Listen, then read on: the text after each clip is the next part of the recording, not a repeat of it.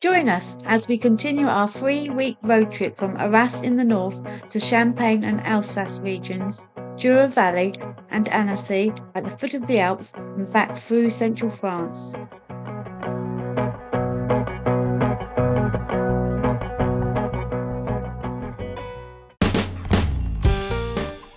In this episode, we visit the Royal Fontainebleau Chateau, once home to Napoleon. It's an alternative to Versailles, more budget-friendly at €14 compared to 61, so we are hoping it gives us a very similar experience. Fontainebleau is located 70 kilometres south of Paris, which is only about an hour by car or public transport. We stayed at the Samoreau municipal campsite and cycled to the chateau, which is only 7 kilometres.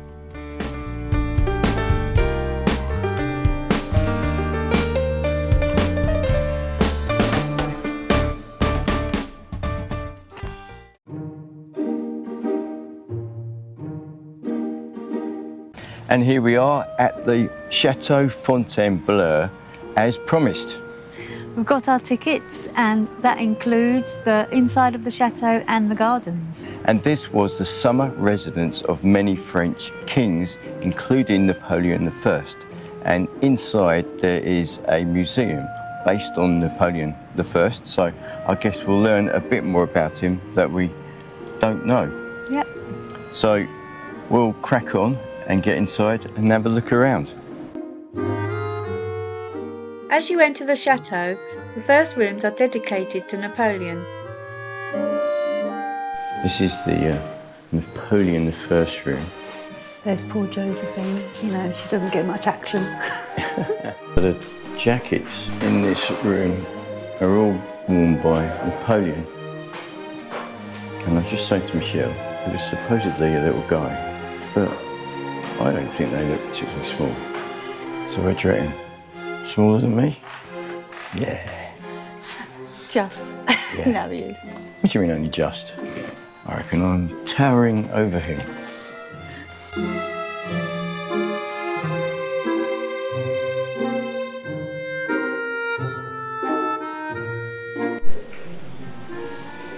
From one magnificent room to another. There is so much going on in some of these rooms.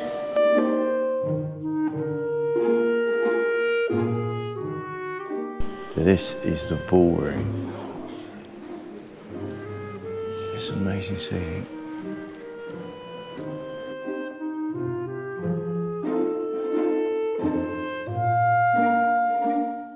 She's got lots of boobies. That's my kind of woman, that is. Oh, hello. What are you doing, Sally? This is the library. It's a shame we don't get to walk in there. It looks pretty impressive. You bring your membership card?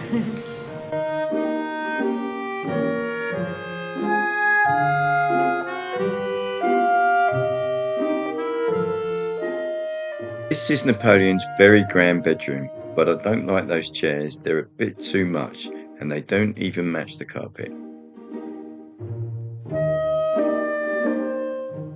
Yeah. This is the perfect working from home environment. Yeah, I think I'll have a little nap halfway through the afternoon. That said, it did happen.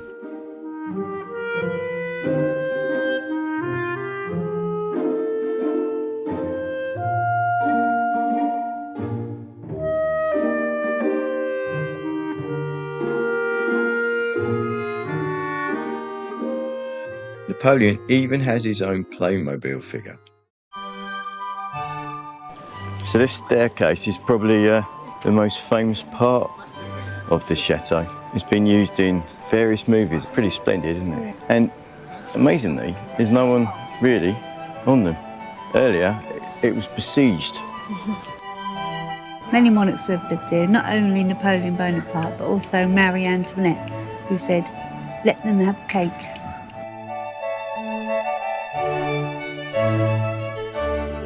The chateau that we see today was built beginning in the 16th century and it got enlarged over the 17th and 18th century. The chateau takes its name from the spring Fontainebleau. And that spring is in the English garden.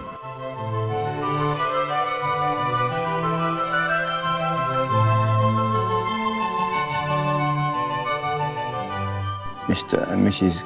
Kennard. Come to see me. I have no food, I'm sorry.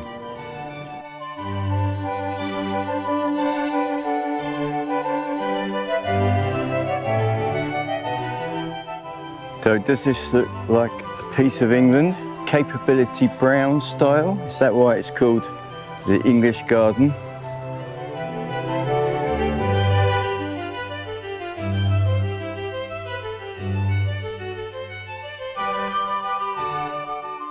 The Chateau's estate is absolutely massive. It's a whopping 321 acres.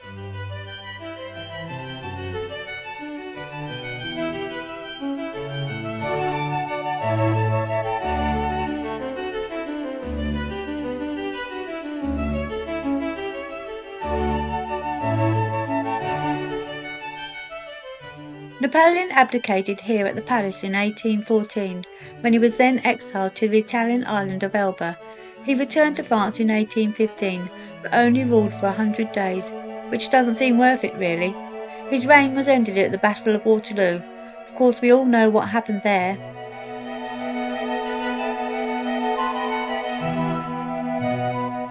And we just stumbled across these very unusual sculptures. They look like characters from some children's film. Oh, this one's called La Vie en Rose. Life of Rose. Yes, like the song.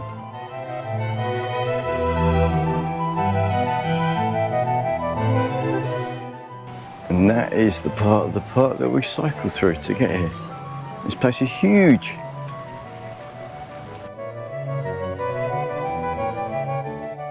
If you have any thoughts on how this chateau compares to Versailles, or any suggestions on visiting other chateaux, let us know in the comments below. I really like the inside of the palace. It has some truly amazing rooms like I've not seen before. The gardens are quite extensive and they're really nice to wander around, but you don't have to pay to come into the gardens, you can just come in. But we're really glad that we've come to a French chateau. Yeah.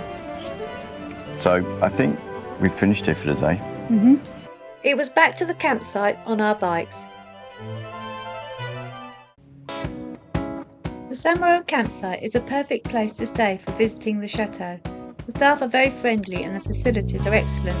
It sits right next to the River Seine, and conveniently there is a bar next door.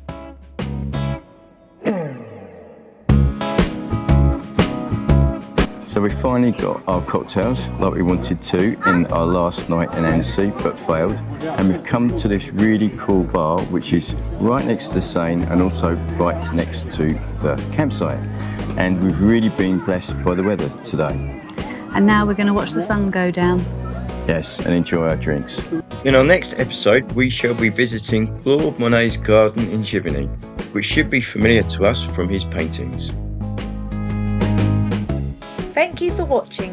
If you like this video, please give it a thumbs up as it really helps the channel, and consider subscribing. And we shall see you next time, and bye for now.